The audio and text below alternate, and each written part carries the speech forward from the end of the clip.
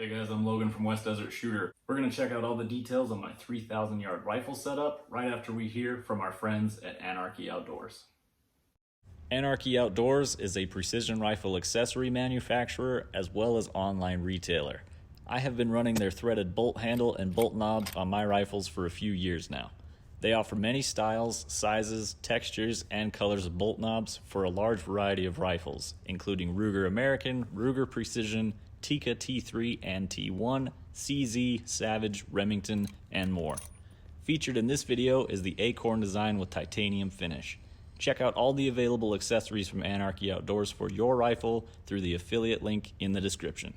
Alright, let's take a look at this custom Tikka T3X build that I built for the strict purpose of extreme long range shooting. This time, I'm preparing it to go out and shoot 3,000 yards. There are a few additional accessories that we'll talk about here, but I also want to cover the heart of the rifle. So let's start out with the action.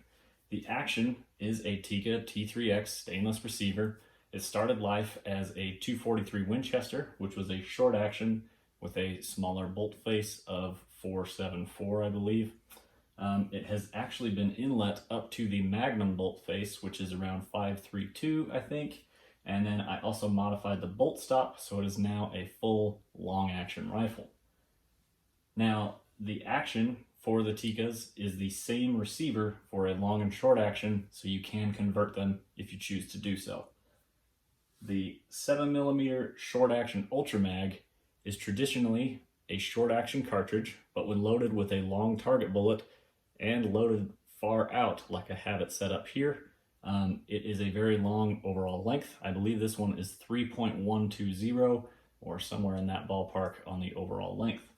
I did have this chamber cut custom specifically to put the boat tail of the bullet right at the neck shoulder joint of the brass. So almost all of the bullet is actually out of the case, leaving me more room inside the case for more powder and more speed.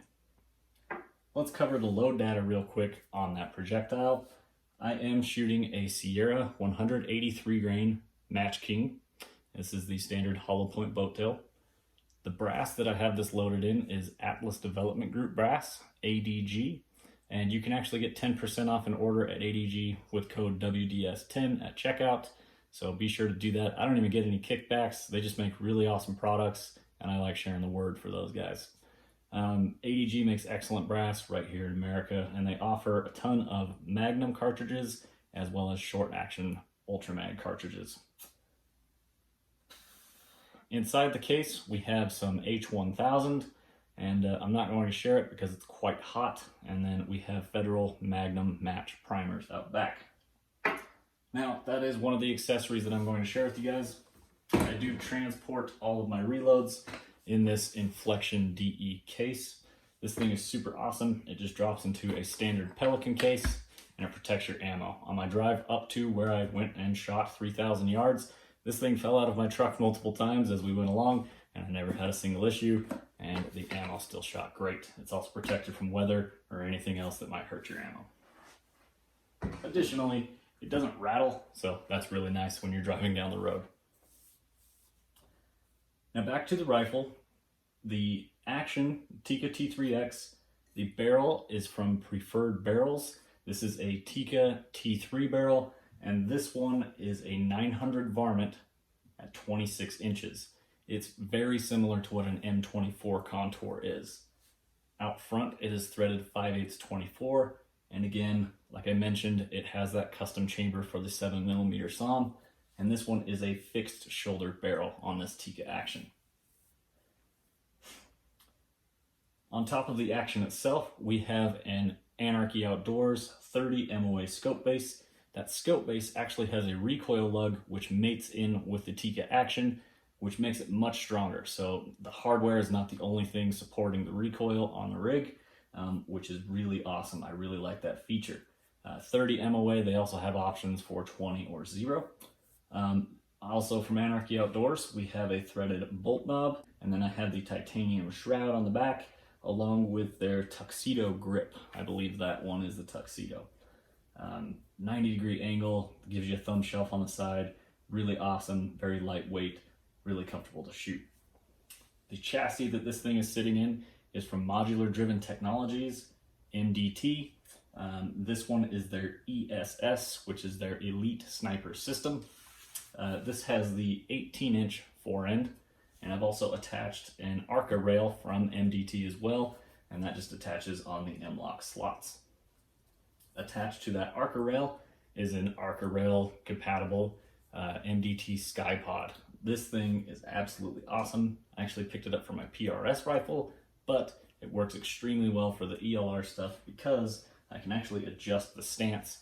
I can make it go wider and lower, and it also has a crazy amount of cant that you can use with this thing, so it makes it super easy to get my rig level when I'm out in the field and shooting.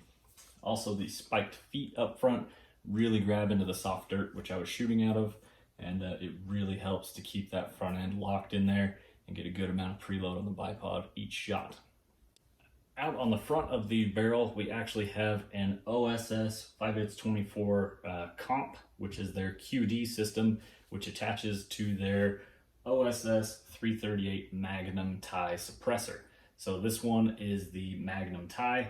It's set up where a bore size up to 338 gives a little bit more volume in there to help cool off the gases and make the rifle overall quieter to use and perform. With their QD mount, this thing has extremely repeatable return to zero, which is why I chose to run it on this rifle, because I trust that it's going to put me back in the same spot each time. I really did take it off while I was out there at the 3,000 yard line. I reinstalled it, and as I returned to firing, I never saw any point of impact shift, even at 3,000 yards. So that's going a really long way out of the way to say this thing will return back to zero. Now, sitting on top of this 30 MOA scope base is this big, large, heavy, and awesome adjustable scope base from Ivey. Ivey offers these in milliradian or MOA. This one is an MOA, and I believe it maxes out around 220 MOA of adjustment before I ever touch the dials on the scope. This one is set up for 30 millimeter, which is why I'm running my Tract Toric Ultra HD 30 millimeter and not my Tract MRAD ELR 34 millimeter. This one is a 4 to 20 power optic, again with a 30 millimeter tube. So it doesn't have quite as much adjustment as my 34 millimeter does, but the glass on this thing is absolutely awesome. Even with it being a 20 power scope, quite honestly, while I was out there, I ran it the whole time right around 12 to 15 power. There were a couple times I zoomed up to 20, but most of the time I was shooting right around just under 15 power. It looks like I actually haven't touched that since I've got back from the range. So the Tract optics, excellent glass. I was able to spot my misses at 3,000 yards, even while on 12 to 15 power, as well as these dials. I trust these more than any other brand of scope to this point. These dials absolutely track 100%, put your bullet right where they say that they're going to. So I have complete trust and faith in the Tract optics, which is why it is on this rifle. If I didn't trust my scope, it would not be on this rig, I can tell you that right now. MDT long action chassis that also has their long action magazine. AICS style, it's not a traditional length for an AICS long action because of the Tikka. The Tikka actions actually have a fairly short throw on their long action cartridges. The max length is 3.560 on this magazine. Now out back, I do have the MDT skeleton stock, which means that I have an adjustable cheek piece. This thing moves left and right, forward and back. I can cant it from, if you're looking at the rear of the rifle, I can cant it on an angle, which I actually have it set up on an angle right now. The butt pad has vertical adjustment, which you can see just out back there. I can lift that butt pad up and down. I have it run very high because I want the recoil to go straight into my shoulder.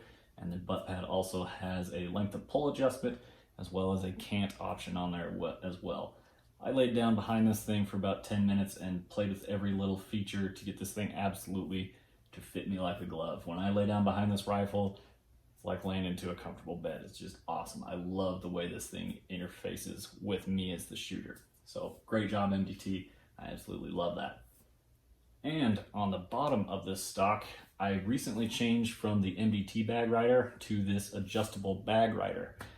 That's actually the name of the company, and this thing performed awesome out at the 3,000 yard range. It was really the first time I had the opportunity to truly use it. I did get out and do some velocity testing and zero check just before the trip, and that was the first time I'd taken that to the range. And it sits on top of this protector model rear bag here that has custom ears inlet specifically for that adjustable bag rider there. This material on top is very slick and allows the rifle to recoil freely under each shot. So moves back and forth, super nice, really awesome to use. The adjustments on this thing are super fine. You just use your support hand while shooting. So this is my trigger finger here, and I would just hold with my left hand and then run that dial with my support hand, as well as I can actually put a little more force into my shoulder while preloading the bipod and just get a nice consistent feel every time I shot the rifle. After doing a zero check on the rifle with velocity testing from a Magnetospeed V3 chronograph, I tracked the Sierra 183 grain bullets going an average of 2978 feet per second. So these things are moving out of this 26-inch 1-to-8 twist 7mm barrel here. Now, having this rifle is really great to spot your misses and all that, but if you get an impact, how are you going to know if you actually get an impact? That's where our friends at Magnetospeed actually come in to help us out yet again after collecting our muzzle velocities. This is a Magnetospeed T1000 target hit indicator. So on the back of my steel target is a small piece of Velcro. This thing sticks right to it, and this little flexible material gel stuff hangs out over the edge, just peeks out from the backside of the target, and then if you actually get an impact, it's gonna blink and indicate that you have actually hit your target. So really cool product from Magnetospeed here. Runs on 2 AA batteries. It has different settings for sensitivity, how long you want it to blink, as well as if you get a supersonic crack nearby the target, but it doesn't sense an impact, it can also blink orange. So I don't have that feature set up. My bullet has actually crossed over into transonic for about 800 to 900 yards before it ever shows up to the target anyway.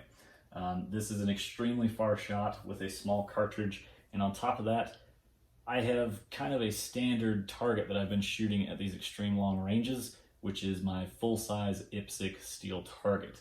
It is 18 inches wide and is just over 30 inches tall, and it's got the silhouette, so up top it's kind of got the shoulder neck style target. It's less than a half MOA at 3,000 yards, and it's just about an MOA tall. So if you were to shoot a 5-inch wide, 10-inch tall piece of steel at 1,000 yards, that's the same size target I'm shooting at 3,000 yards, essentially. So half MOA wide, 1 MOA tall. It's very small. It's going to be a very difficult target to hit. So as long as I can start spotting my misses, I should be able to get it on target and hopefully get some very close to the target. We'll review the footage after that goes on and see how many I got that were actually really close to the target, and see if I can actually get some on target, which would be a beautiful thing. So this is the rifle build and setup that I chose to go with for my 3,000 yard shot. It's not going to be easy. I know that going into this. The first time I ever took this out, I shot a mile with it. Even a mile on an IPSC is not a particularly easy thing to do. Again, I followed that up with 2,000 yards and 2,200 yards. I figured it was time to step it up, hit that 3,000 yard mark.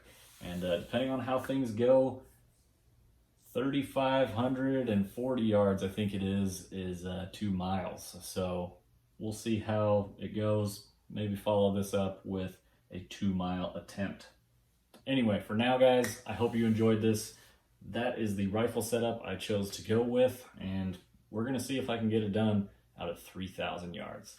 So just quick reminder, thanks to the guys at Anarchy Outdoors. They really do make cool products, and I absolutely do run them on my rifles, and I have for a couple of years now.